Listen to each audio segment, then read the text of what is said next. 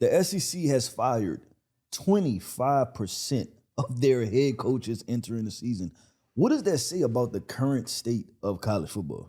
Yeah, I wish I could put all that money together and figure out how the hell they're going to work through those buyouts. Buyouts. But it's, listen, college football is in a win now state. And that is it has always been about winning. But when you're talking about now the dollars and cents associated that people can now track, this isn't underground money that's being thrown around. These are millions of dollars that are happening out front that people know about, and everybody's paying attention. They're going, hey, this is a $25 million roster. How come this team ain't winning? Mm-hmm. This is a different ball game, and this is part of the reflection of what's happening with NIL is you've got boosters and people that are involved with paying these guys, and they expect to win. They're not, this is like an investment, and they want to see the investment turn around right away. They don't want to wait 10 years to see if the stock can play out. They're not going to wait like that. This is where we are with college football, and the SEC is starting it, but it's going to be like this across the board because, look, James Franklin got the same treatment as well. Yeah. If you're not winning and you're spending money, you're going to see yourself out, and they don't care. So I don't see this train stopping anytime soon, Keith. Yeah, no, with college football, the current state that we're in now, money increases, expectations increase, correct, right? And the problem is boosters are in very unfamiliar territory, meaning that they have to open their pocketbooks like they've never opened it before. And then now they're not seeing the same return on investment, correct, right? And that's becoming the big problem. And I'll even say this, the second problem, right? Because I look at college football and I'll tell you, managing a college football roster, so people who take care of the rosters in college football, that has now become the most difficult job in college football, right? Yeah. Because there's no rules, there's no system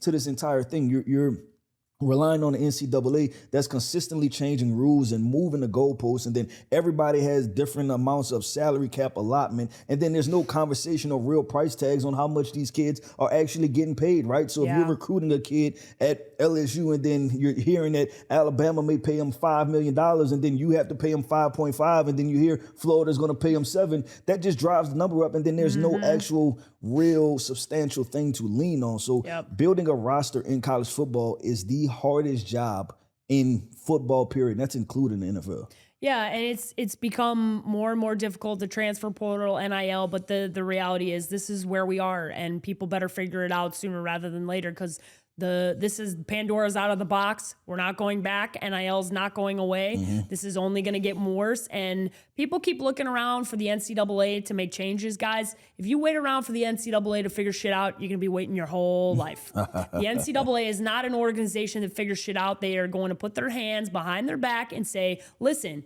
you guys wanted this, so figure it out. Yep. This has been the way that they've treated things since July 1st of 2020 when this first became active. They want to prove the point that they didn't want to pay the players, and they want to sit there and go, we told you so, we told you so, we told you so. So somebody else better figure out this. Better be the commissioners of all the Power 4 conferences getting together and starting to realize, hey, we need to start doing things that are going to make our game better and make sure that we protect ourselves, protect our players, and are putting ourselves in good positions. Because listen, if you guys are firing and rehiring coaches, you're going to run out of damn coaches. Yeah. You're going to run, there's not enough people that are high-level coaches to just keep retreading the way that you're heading in a direction of.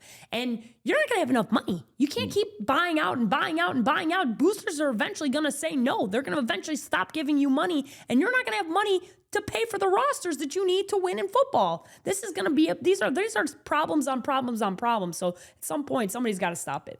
Yeah, and I'll say this, right? And when you talk about a process in the end game, right? The end game is to win as many games, right, and win the national championship, right? Of course. And so in my thought process, if we have NIL, right, now we have like a cap of money that we have to give to players to be able to buy players, to be able to put together a really good roster, hopefully one of the best rosters in the country.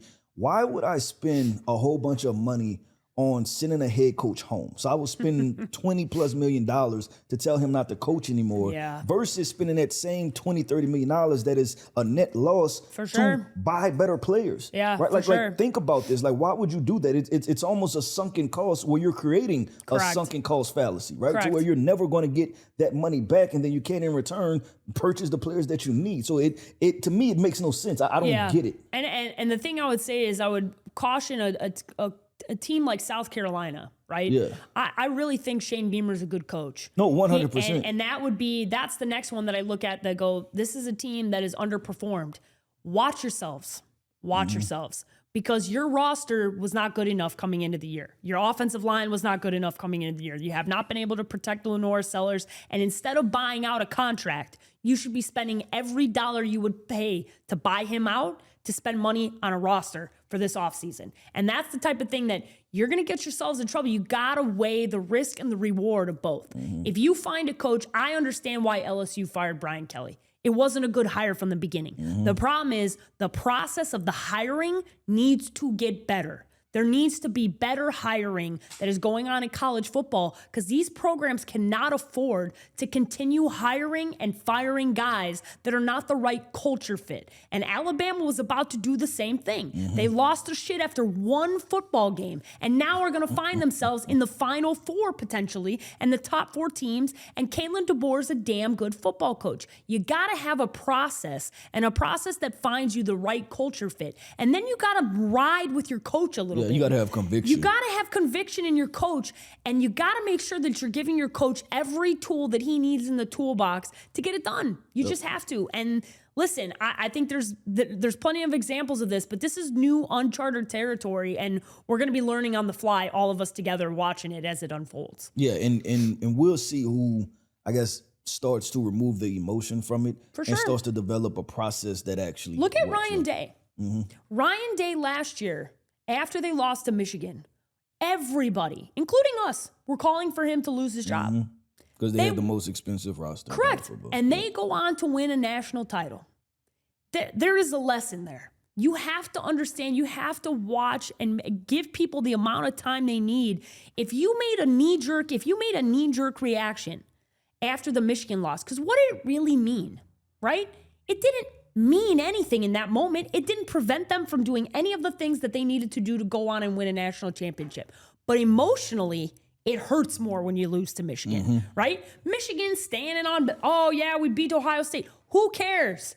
Ohio State won the national championship. That's all that matters.